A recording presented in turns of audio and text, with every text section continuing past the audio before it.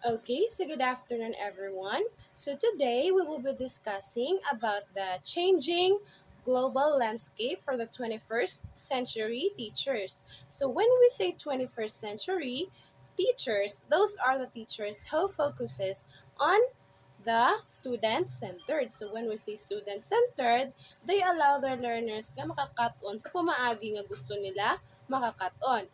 Gitagaan nila og freedom ang ilahang students nga maka-learn sa pumaagi nga gusto nila makakat-on.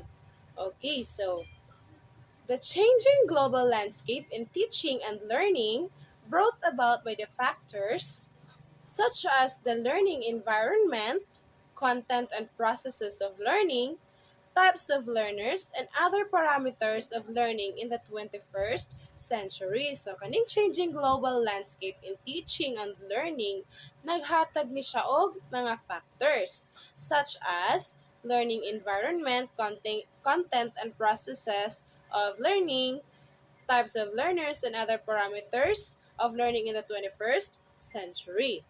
Okay, letter A. The changing global landscape and the 21st century skills for teachers.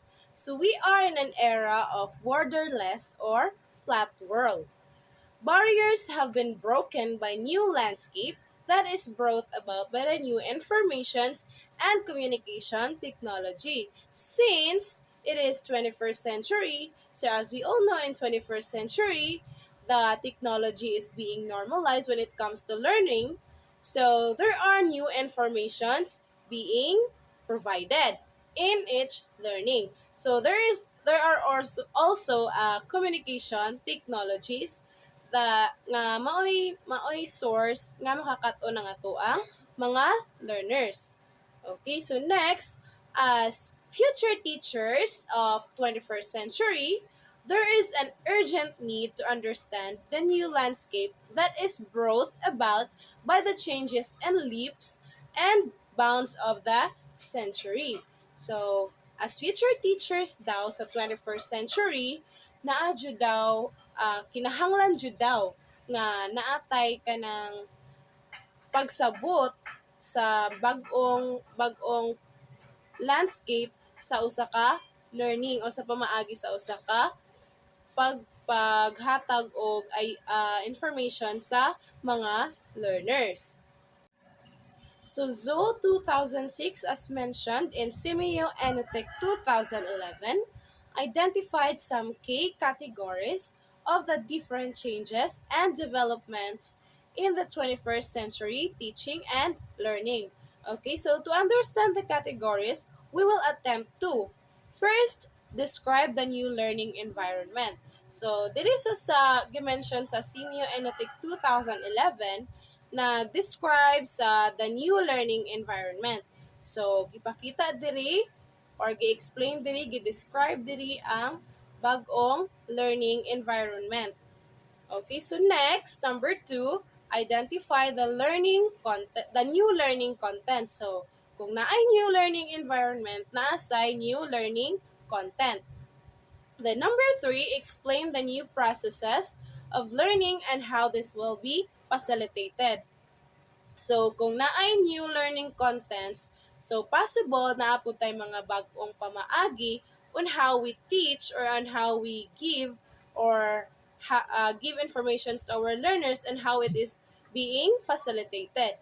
And number 4, describe the new type of learners. So, kung naatay mga bagong content, bagong learning environment, bagong mga processes of learning, so napod tayo mga bagong type of learners. Since nabago man ang tanan, so magbago pud ang the way ang mga learners nga maka-cut-on. So next, number 5, describe the new type of teachers. Okay, so when there is new type of learners, there is also a new type of teachers. Kay ang teachers man ang hinungdan nga makakat-on ng mga learners. So they will be the first one nga makabalo sa kung unsa man ang gibag-o sa usa ka learning content and any processes of learning. Okay, so next we have the new learning environment. So, as mentioned kaganina na atay new learning environment.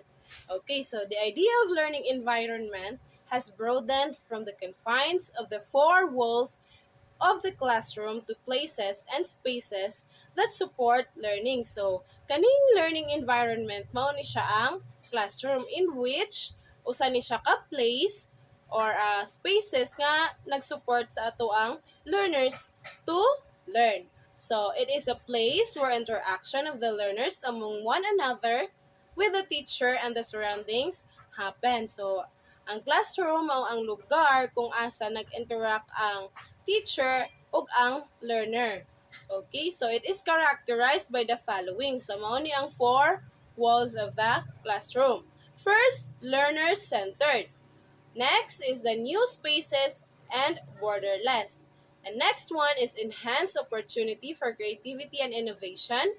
And last is the use of ICTs. Okay, so when we say learner-centered, so sa classroom, the design or the sana ang forma sa classroom must be learner-centered in which ang mga learners makakaton sila by their own kung unsa ilahang makita sa ilahang classroom. Okay, so there's also a new spaces and borderless.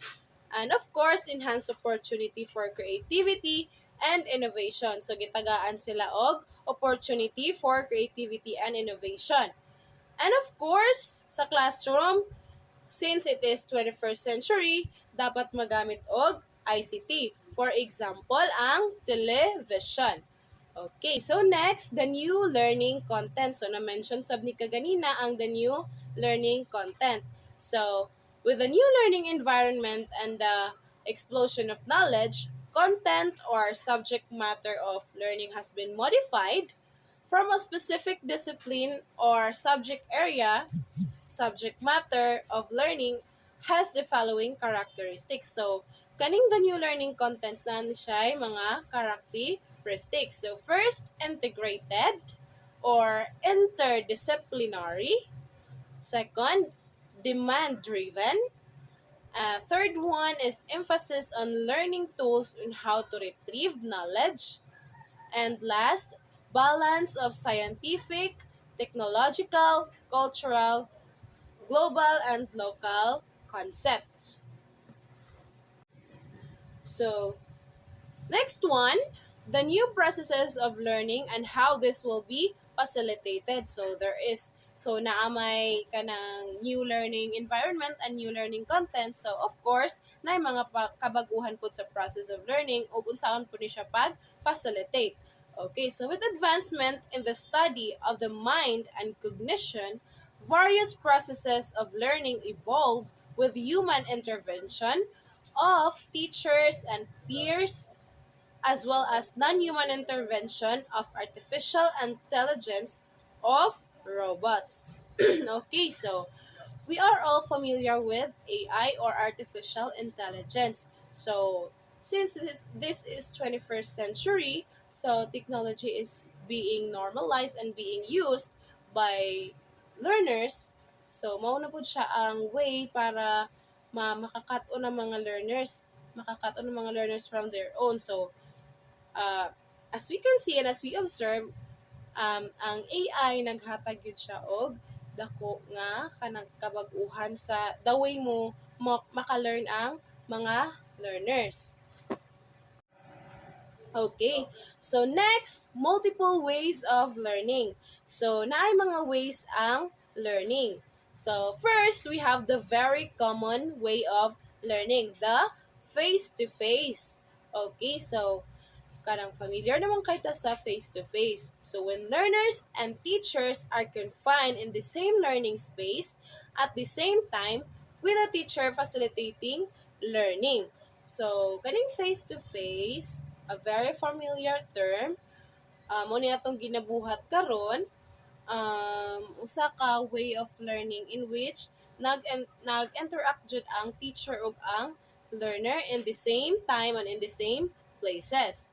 Okay, so next one we have distance learning. When teaching, learning is mediated by traditional modules in print and modern technology online or offline without the physical presence of the teacher in a virtual class. It can be synchronous or asynchronous. Okay, so when we say distance learning, it is learning. It could be combined by two, traditional or in a modern technology. When we say traditional, pwede siya in module in print o pwede sab siya modern technology in which pwede siya online or offline. Okay, so next we have blended modalities. When teaching and learning is facilitated through face-to-face or distance learning, which enable to the teachers and learners to have both physical presence or physical absence in the teaching learning process.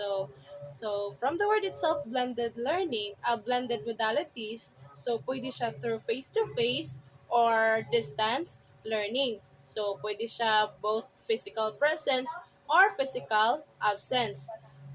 Okay. So last we have experiential and lifelong. When learners are immersed into the real life situation, such as learning becomes more authentic and meaningful. So when we say experiential and lifelong, so kato ni siyang type of learning in which through their experience. So kung unsa ang ilahang na experience, mo sabang ilahang ma-learn.